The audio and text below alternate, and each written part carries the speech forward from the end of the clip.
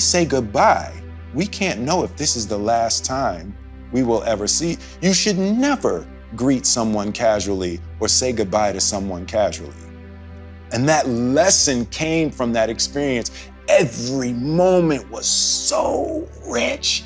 Every time we saw each other and every time we said goodbye, we made sure it was a good, thorough, full goodbye. That's how you're supposed to live every day anyway. Every time you leave your house could be the last time. You're supposed to be in the richness of your hellos and goodbyes and thank yous. That kind of presence, and that kind of attention, and that kind of recognition that tomorrow's not promised. So I learned that lesson with my father. When he passed, anybody who hasn't spoken to their parents or their brother or their cousin that they had a thing with or their ex and they don't talk anymore, call them right now. Don't think you're gonna have a chance to call them tomorrow or next week. And it's like that opportunity with my father changed every relationship in my life. I've cleaned all of the relationships in my life to no regret. I do not want someone to be gone and I wish I had and wish I could have. I'm not doing that in my life. And, sometimes we get stuck in these situations where we're seeking the approval of someone for our self-esteem. Yes. Self-esteem is about yourself, right? Absolutely. But we start looking to other people for our self-esteem, and sometimes we find ourselves looking in broken mirrors to get a reflection of ourselves. And the greatest tragedy is when you look into a broken mirror to see if you're pretty, and you're gonna let that person tell you about your inner qualities. And the greatest tragedy is when you look in a broken mirror and you're gonna change your face to try to look good in a broken mirror. You don't try to build a wall. You don't set out to build a wall. You don't say, I'm gonna build the biggest, baddest, greatest wall that's ever been built. You don't start there. You say, I'm gonna lay this brick as perfectly as a brick can be laid. There will not be one brick on the face of the earth that's gonna be laid better than this brick that I'm gonna lay in this next 10 minutes. Yeah. And you do that every single day. And soon you have a wall. And soon you have a wall. Yeah. And I think psychologically, the advantage that gives me over a lot of people that I have been in competition with in different situations is it's difficult to take the first step when you look how big the task is.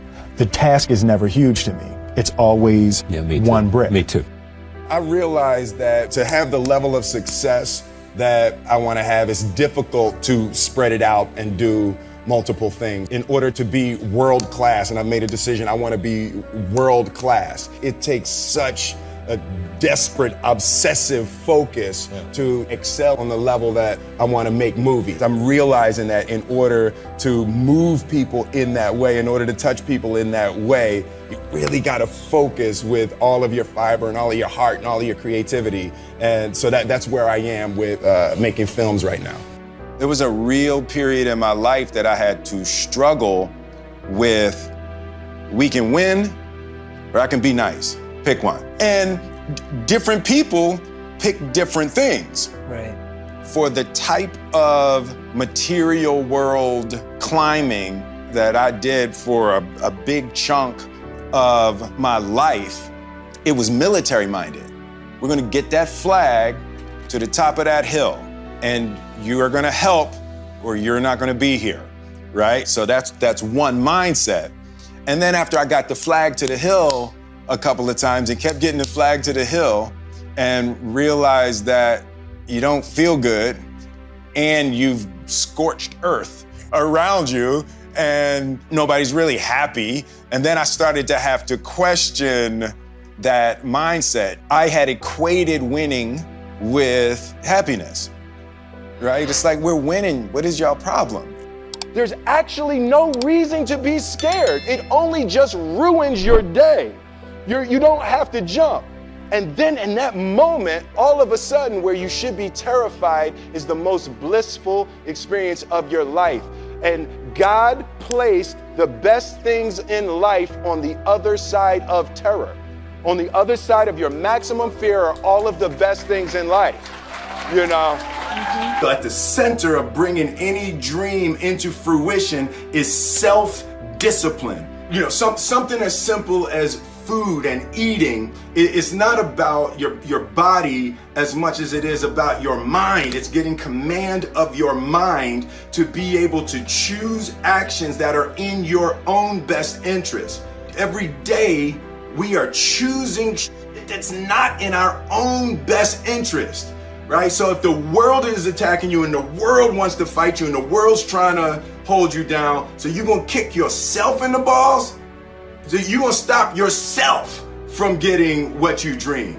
Self-discipline is the center of all material success. You cannot win the war against the world if you can't win the war against your own mind. Greatness is not this wonderful, esoteric, elusive, God-like feature that only the special among us will ever taste. It's something that truly exists in all of us. Sitting with Ali, sitting with Nelson Mandela, it's very simple. This is what I believe, and I'm willing to die for it, period. It's that simple. Life is school. You're not getting the promotion you want at work. That's school. Figure it out. Someone in your family is sick. That's school. Life is the greatest teacher there is. You just have to be willing to learn and recognizing that your pain and your suffering is the thing that the universe is poking at, so you recognize that's where you're ignorant. You wouldn't be having those struggles in those areas if you had a deep, broad comprehension of the fundamental realities of those situations. I've been a really firm believer that first and foremost, you gotta believe. And when you believe, and if you believe, and the level of your belief will determine your ability to bend the universe. If you don't believe, nobody's gonna believe. What I discovered is how cancerous fear can be in experiencing a life. Like, you can't be happy if you're scared. So I'm really confronting all the things that I've ever been scared of, and I'm just finding this really exuberant freedom in life. Happiness is peace, it's not pleasure. And everybody thinks happiness is trying to get as much pleasure as you can get. There is nothing more agitating to your mind than extreme pleasure. It's like peace. And it's like you just come into that beautiful state of needlessness where you realize you really don't need nothing.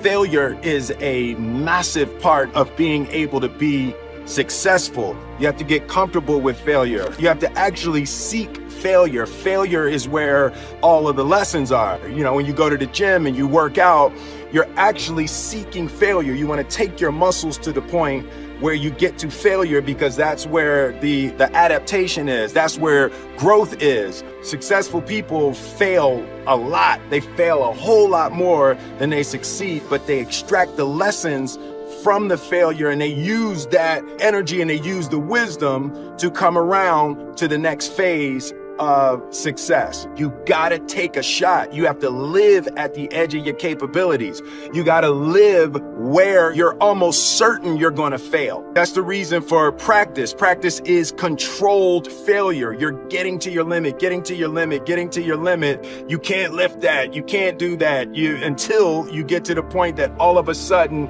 your body makes the adjustment, and then you can do it. Failure actually helps you to recognize the areas where you need to evolve. So fail early, fail often, fail forward.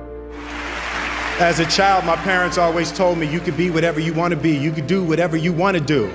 And you know, that office, that position, the highest office on the face of the earth, it was something I heard my parents saying it, but I didn't totally believe it. Yet I went out in the world and I carried myself and I held my head high and I stood there and I looked people in their eyes and I talked to people as if I was deserving of everything that this planet has to offer.